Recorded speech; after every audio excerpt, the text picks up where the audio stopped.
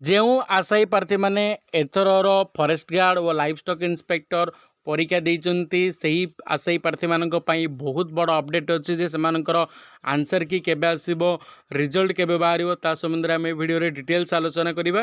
ତେଣୁ ଭିଡ଼ିଓଟିକୁ ନିହାତି ଶେଷ ପର୍ଯ୍ୟନ୍ତ ଦେଖନ୍ତୁ ଓ ଚ୍ୟାନେଲକୁ ଯଦି ପ୍ରଥମ ଥର ଆସୁଛ ପିଲାମାନେ ତେବେ ଚ୍ୟାନେଲକୁ ନିହାତି ସବସ୍କ୍ରାଇବ୍ କରନ୍ତୁ, କାରଣ ଯେତେବେଳେ ଆପଣ ଆନ୍ସର କି ବା ରିଜଲ୍ଟ ଆସିବ संगे संगे आपण मैंने आम चैनल द्वारा अपडेट पाइपर।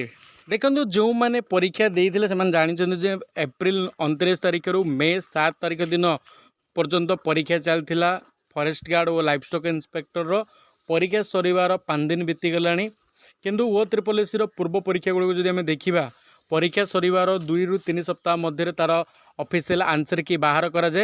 तेणु एवं जेहेतु गोटे वीक गोटे सप्ताह होनी तेणु आउ गोटे सप्ताह 2 सप्ताह जापे जमी तुम मे लास्ट आड़े हो पाए तुम फाइनल आंसर की आसापी फाइनल आंसर की आसापर चैलेंज करने किसी दिन समय दि जाए तार गोटे सप्ताह पर जाकि तुम कौन हुए रिजल्ट प्रकाश कराए। तेणु पाखापाखि तुम मसे खंडे लग प्रक्रिया माने आंसर की आसबार और रिजल्ट आसापी आंसर की आसापी आहरी 2 सप्ताह समय लगे आंसर की आसबार 10 दिन बा 2 सप्ताह पर तुम रिजल्ट को प्रकाश कराए। मेरिट लिस्ट तुम बाहर तापर विभिन्न जहाँ जॉइनिंग प्रक्रिया अच्छी से अनुसार तुम विभिन्न प्रकार कार्यक्रम सब कराए किंतु ए पर्यंत तुम ऑफिशियल आंसर की आसीनी।